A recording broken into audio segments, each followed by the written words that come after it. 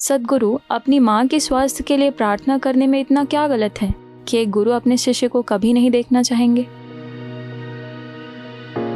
रामकृष्ण कह रहे हैं विवेकानंद के लिए उन्होंने बिल्कुल अलग मानक बना रखे हैं।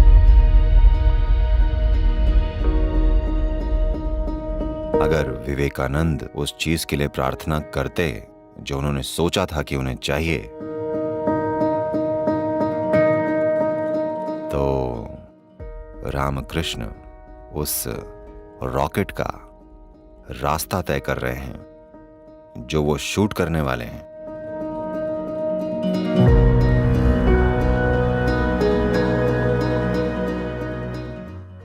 नमस्कारम सद्गुरु। आपने हमें स्वामी विवेकानंद और रामकृष्ण परमहंस की एक मार्मिक कहानी सुनाई। स्वामी विवेकानंद की माँ बहुत बीमार थी और रामकृष्ण ने उनसे कहा था कि अगर उस दिन विवेकानंद ने काली से अपनी माँ के स्वास्थ्य के लिए प्रार्थना की होती तो रामकृष्ण उन्हें दोबारा कभी नहीं देखते। सद्गुरु, अपनी माँ के स्वास्थ्य के लिए प्रार्थना करने में इतना क्या गलत है कि एक गुरु अपने शिष्य को कभी नहीं देखना चाहेंगे? अब आप इसका पर्दाफाश कर रही हैं कि गुरु कितने बुरे होते हैं।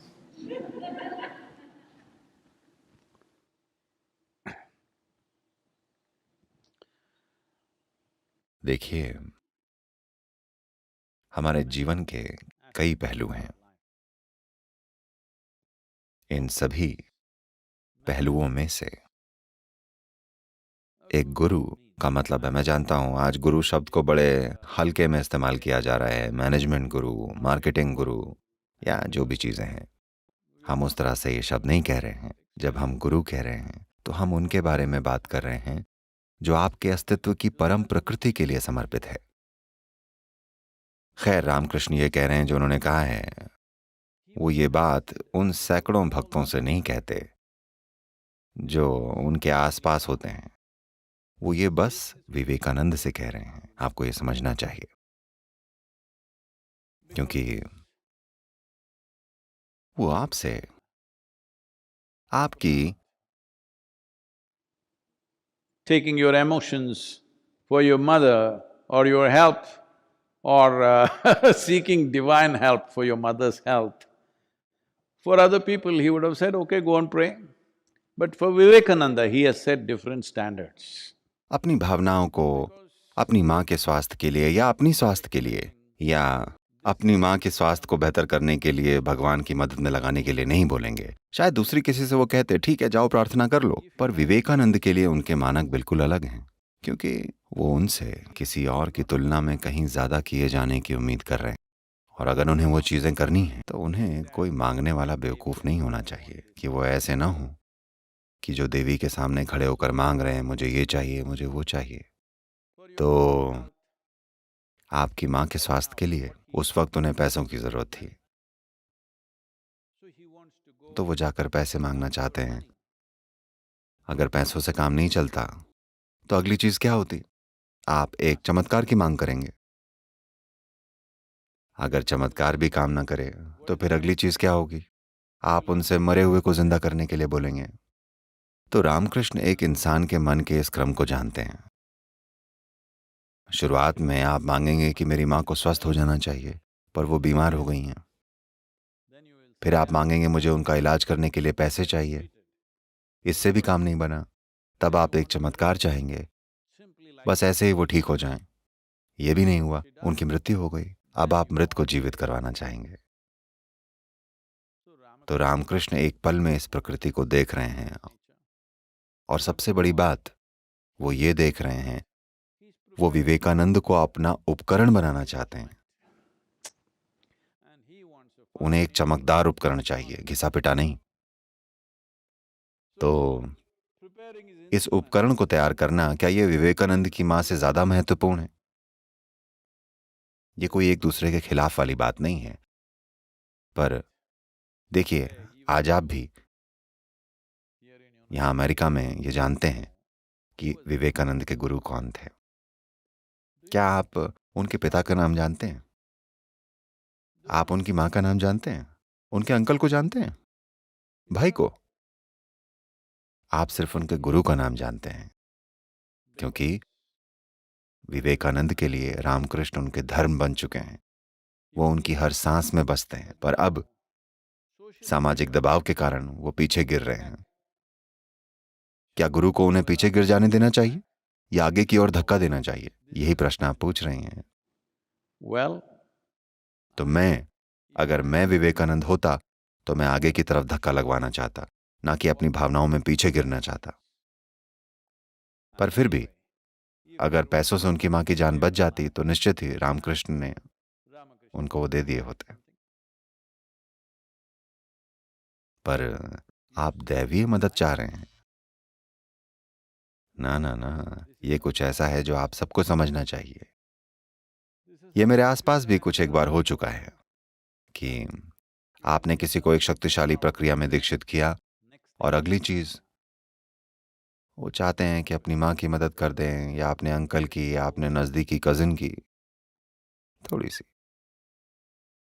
वो उसे परीक्षा में पास करवाना चाहते हैं क्योंकि उस बेवकूफ़ ने अच्छे से पढ़ा नहीं, या वो उसे लॉटरी जितवाना चाहते हैं, या उन्हें चमत्कारिक रूप से ठीक करवाना चाहते हैं जब वो मृत्यु के नज़दीक हैं।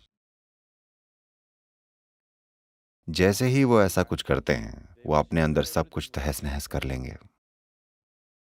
अगर मैं कह रहा हूं अगर, ये अगर वाली बात है, अगर विवेकानंद ने प्रार्थना की होती जो वो सोच रहे थे कि उन्हें चाहिए था, तो वो बस एक दिमागी बकवास का ढेर बन गए होते पूरी तरह से। तो ये देखना एक गुरु का काम है कि ऐसा ना हो। पर 21वीं सदी में बड़ा कठिन काम है कि वो सुने। विवेकानंद 20वीं सदी, 19वीं सदी में इतनी सारी झंझटें थी। आप मेरी परेशानियों का अंदाजा लगाइए।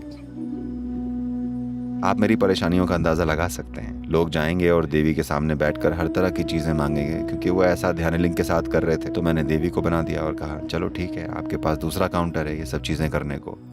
because wherever there is a phenomenal sense of energy which is propelling you forward at a certain space, क्योंकि आप जहां कहीं भी इतनी मात्रा में ऊर्जा है वो आपको एक खास गति के साथ आगे बढ़ा रही है, तब जाकर आप इतनी गति से आगे बढ़ रहे हैं। क्योंकि आपको पेड़ की चिंता हो गई, आपने पेड़ पकड़ लिया तो आपका हाथ चला जाएगा, आप कुछ खो देंगे या आपको नष्ट कर देगा, आपको तोड़ के रख देगा। तो रामकृष्ण उन्हें रॉकेट बनाना चाहते हैं और रॉकेट ये करना चाहता है।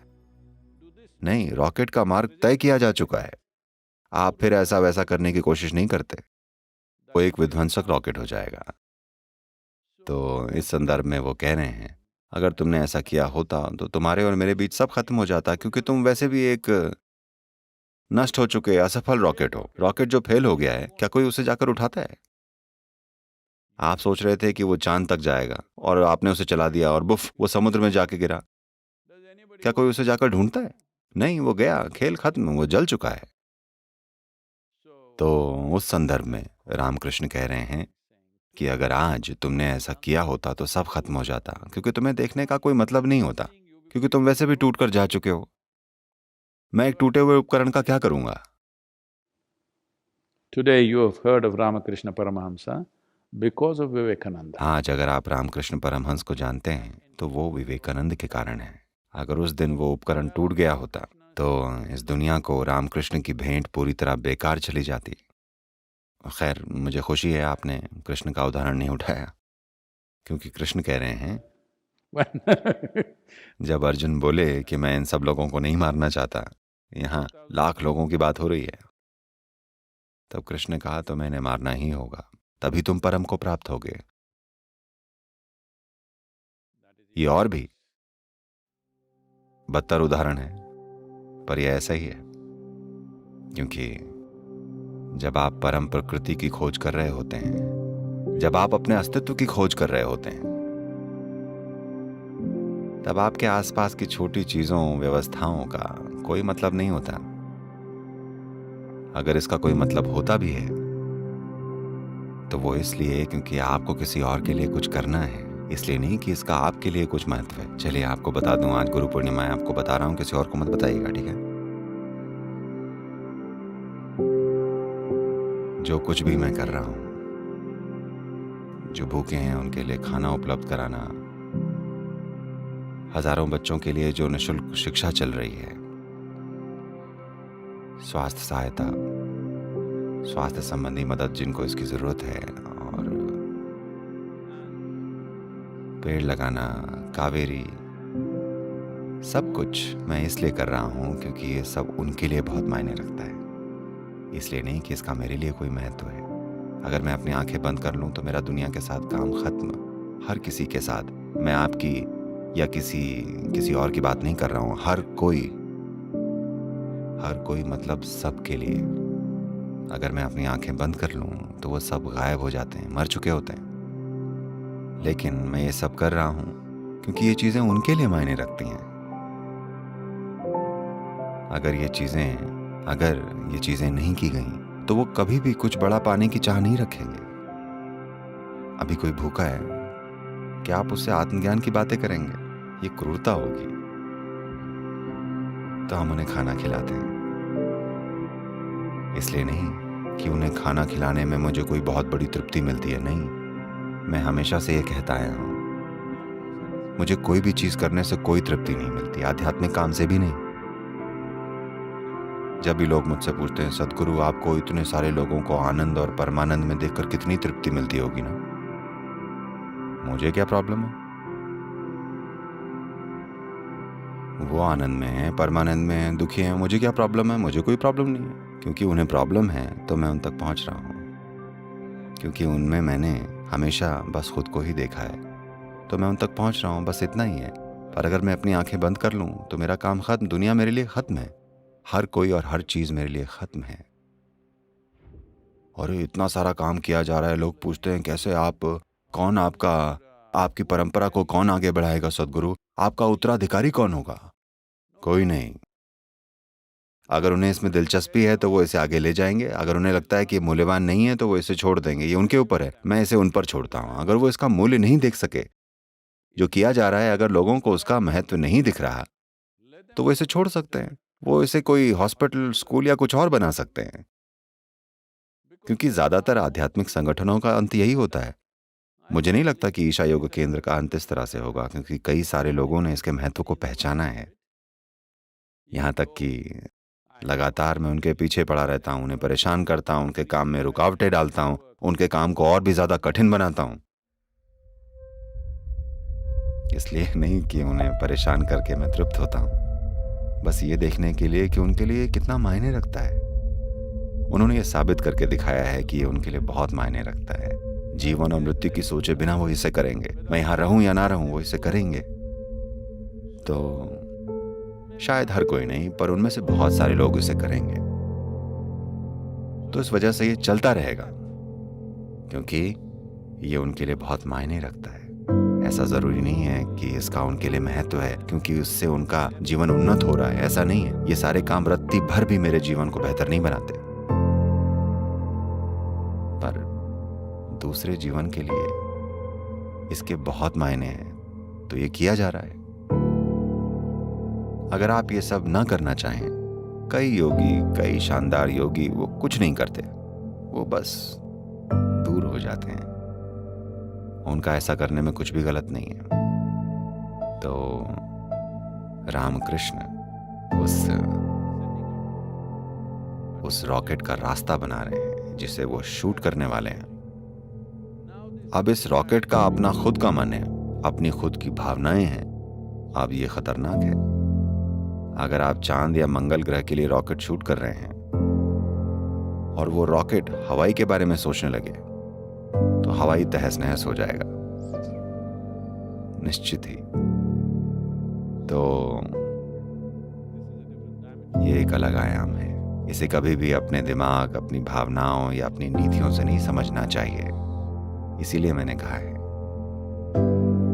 जब आप एक गुरु के संपर्क में आते हैं तो या तो आप, अगर आप उन्हें एक प्रेरणा के रूप में उपयोग कर रहे हैं तो ऐसी चीजें होती रहेंगी, क्योंकि कोई ना कोई आपको इस तरफ या उस तरफ खींचेगा। देखिए, योग केंद्र में कई युवा लड़के वो एक दृढ़ संकल्प के साथ आए थे, पर फिर ऐसा हुआ कि लड़कियां सुंदर थीं तो उन्होंने शादी कर ली।